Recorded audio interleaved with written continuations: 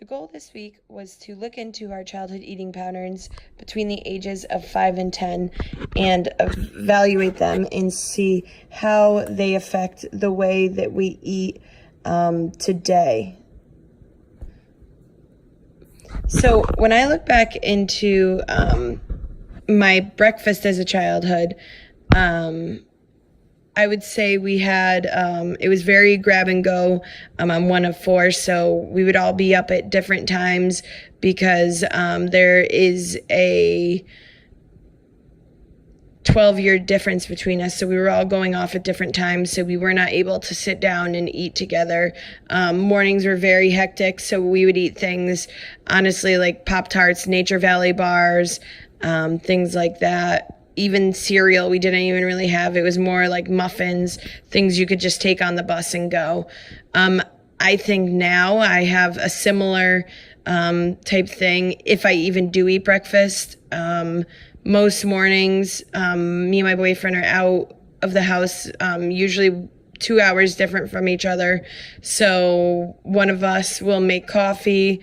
And I think that basically from having a very grab and go childhood, there was never an importance put on sitting down, relaxing, enjoying your food for the morning, basically to fuel the rest of your day. Unfortunately, I feel like this is a habit I would have liked to get into, but I always have had a grab and go type breakfast lifestyle, and I think it's definitely carried over into my adult life. When I think of lunch in my childhood, I think it depended on whether it was during the school year or if it was on a weekend or maybe in the summertime. If I was in school, we'd be eating in the cafeteria, usually with friends, and it'd be quite noisy. Naturally, it was cafeteria, so my mom actually never really made our lunches. As I said, there were four of us, so it was more of lunch money and things like that. And when I think back on it, I remember having certain days that we enjoyed the food more and things like that, but there really wasn't much importance put on the food. But thinking back into what we are learning now about being mindful and experiencing food, I remember depending on the age, mostly in high school and stuff, you didn't want to eat too much or eat things that weren't cool, as ridiculous as that sounds, even if you enjoyed them. I think we would eat and then we would all hang out and things like that. And if we're during not school year, we would do basically everyone fend for themselves, kind of. We're all kind of on a different schedule, so we would just grab stuff that we had in the house, whether it be like lunch meat, and make sandwiches and things like that. And I think now in my life, when I look into it, my boyfriend and I, if we are at work, same thing, I'll eat while I'm at work. Usually I have to just squeeze it in a busy day. It's the same with him, both being in sales. And then, but when we are off, we do like to take this time and be social and enjoy our time with each other and go out to eat and relax and definitely enjoy ourselves. And I think this is actually a change from my childhood because, as I said, we never really sat around or truly enjoyed the time together. And now when we are able to get the little bit of time we have together outside of school and work, it's nice to be able to enjoy this time.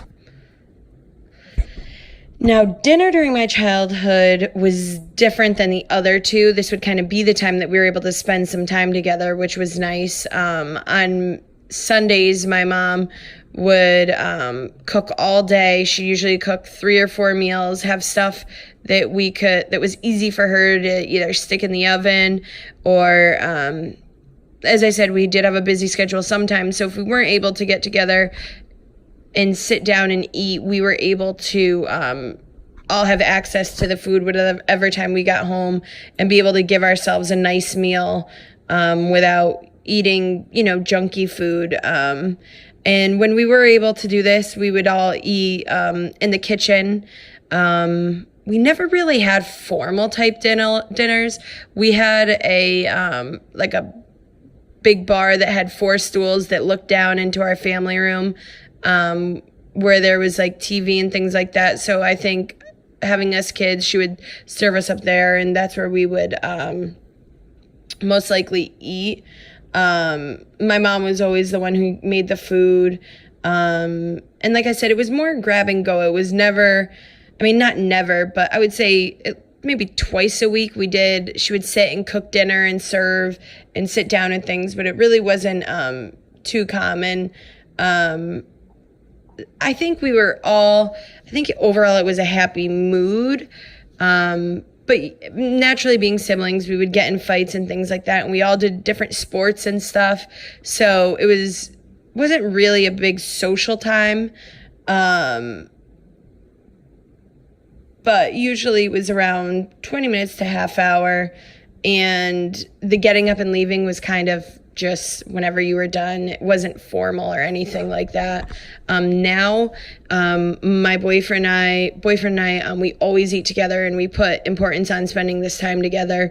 I honestly can't remember the last time that we didn't have dinner together in the past 4.5 years, because I feel like we really like to enjoy this time together and talk and things like that. And I think that's a big change from my childhood, because I know it's difficult sometimes to make schedules match, but now that I'm an adult, and especially I am the one who does the cooking a majority of the time, we are able to really enjoy this time together and put importance on socializing, talking about our day, things like that, and kind of just decompressing this way. I really wanted to talk about my childhood, the holidays and how those meals were very important. Thanksgiving was always cooked by my dad to give my mom a break, because she had always done the cooking. So he would do a majority of the cooking, and me and my sister would help. And then Christmas, my mom and my nanny, which is my great grandmother, would make a bunch of pierogies. So she would usually make a few hundred, and then we would eat them on Christmas Day and throughout the next couple weeks after that. Christmas Eve was always something we just relaxed, and we did hors d'oeuvres and things like that. Very social and not very formal, which is nice. And then Easter, we would always have ham with classic sides being cooked by my mom, and we would actually sit down and do a nice formal dinner for that. And we would do hard-boiled eggs in the morning, which we would play kingers with, and that would be taking the 2 pointy ends of the eggs, and one person has one has the other, and you hit them against each other and try to break the other one. As silly as it sounds, it was really fun. It added a fun social aspect to our breakfast on Easter morning after doing an Easter egg hunt.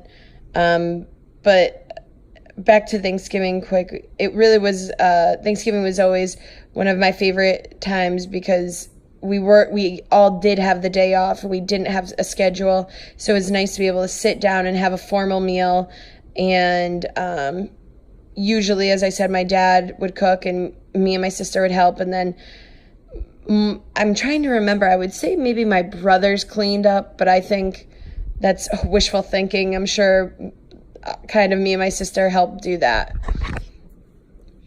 Now, what cooking means to me, and when I thought back about my childhood and things like that, I grew up cooking with my mom on Sundays when she would do those big meal preps, and she would refer to me as her sous chef. She put importance on feeding people and making really great meals, and always overfeeding us almost, because she just wanted to make sure everyone was happy.